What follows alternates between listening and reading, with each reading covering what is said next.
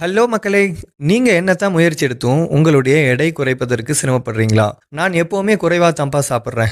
Junk ஃபுட்லாம் சாப்பிடுறதே நிறுத்திட்டேன். ஆனாலும் என்னுடைய வெயிட் குறைஞ்ச மாதிரி இல்ல. அப்படின்னு நெறைய பேர் நினைக்கலாம்.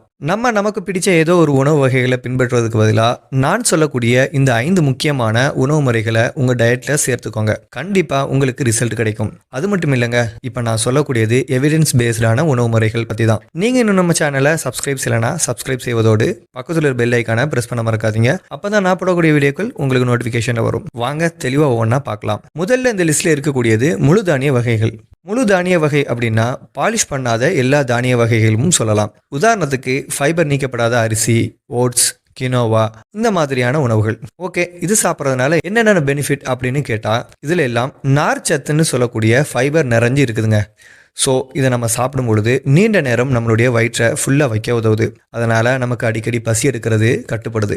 வெயிட் லாஸுக்கும் ரொம்பவும் ஹெல்ப்பாக இருக்குது. இந்த மாதிரி தீட்டப்படாத முழு தானிய உணவுகளை சாப்பிடுவவங்களுக்கு கொழுப்பு சேரும் அபாயம் குறைவாக இருப்பதாக பல ஆய்வு கருத்துகளும் இருக்குது. அதனால் காலை உணவிலும் மதிய உணவிலும் தீட்டப்பட்ட ரிஃபைன் கார்போஹைட்ரேட் எடுப்பதற்கு பதிலாக இது போன்ற தானியங்களை சாப்பிட மறக்காதீங்க. ரெண்டாவதா, புரதம் நிறைந்த உணவுகள். புரதம் நிறைந்த உணவுகளை நம்ம சாப்பிட்றதுனால உடலின் தசை வளர்ச்சிக்கும் ஃபேட் பர்னிங்க்கும் ரொம்பவுமே ஹெல்ப் பண்ணுதுங்க. இதுக்கு உதாரணமான உணவுகளை பார்த்தோம்னா முட்டையின் வெள்ளைக்கரு, சிக்கன், மீன், பால், சோயா, கடலை, பச்சை பயிறு இது போன்ற உணவுகள் உடல் எடையை கட்டுப்படுத்த உதவுது. புரதம் நிறைந்த உணவு நம்ம சாப்பிடும் பொழுது இது வயிற்றை ஃபுல்லாக வச்சுக்க உதவுறதுனால பசி எடுக்கக்கூடிய உணர்வு கட்டுப்பட்டு அதனால தேவையில்லாத உணவுகளை சாப்பிட்றதை நம்மளால தவிர்க்க முடியும். மூன்றாவதா, கீரைகள் மற்றும் பச்சை காய்கறிகள். முளைக்கீரை, பசலைக்கீரை, முருங்கைக்கீரை, புரோக்கோலி இந்த மாதிரி உணவுகளை நம்ம எடுத்துக்கும் பொழுது இதில் கலோரி ரொம்பவும் கம்மியாக இருக்குங்க. ஸோ இதில் உள்ள சத்துக்களை பார்த்தீங்கன்னா எக்கச்சக்கமான விட்டமின்ஸ், மினரல்ஸ் இருக்குது. இதில் உள்ள நார் மற்றும் நீர்ச்சத்து நம்மளுடைய உடல் எடையை குறைக்க பெரிய பங்கு வகிக்குதுங்க. தினசரி உணவில் ஒரு வகை கீரையை சேர்ப்பது மிகவும் நல்லது. அடுத்ததாக பார்த்தோம்னா பருப்பு மற்றும் விதைகள்.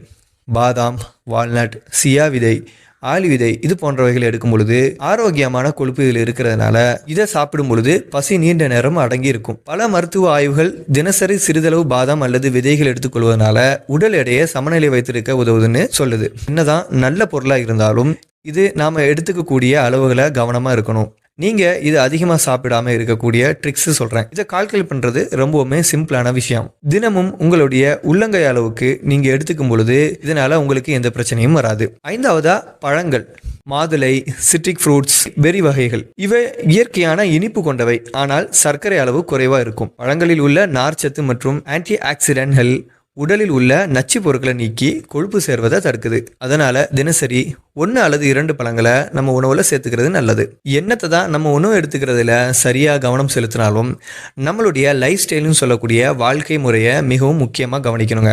தினசரி குறைந்தது அரை மணி நேரம் நடைபயிற்சி செய்யுங்க. தசை வெளிப்படுத்தக்கூடிய ஏதாவது ஒரு ரெசிஸ்டன்ட் ஒர்க் அவுட்டை குறைந்தது வாரத்துக்கு 3 நாள் செய்ய பழகிக்கோங்க.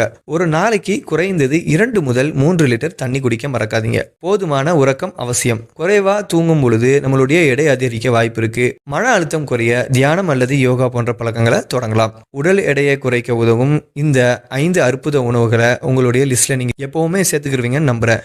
உங்கள் ஆரோக்கியம் உங்கள் கையில். இன்னும் இப்படியான ஆரோக்கியமான தகவல்களை அறிய டெய்லி ஹெல்த் தமிழ் சேனலை பின்தொடர மறக்காதீங்க. மீண்டும் அடுத்த ஒரு காணொலியில் சந்திக்கலாம். நன்றி.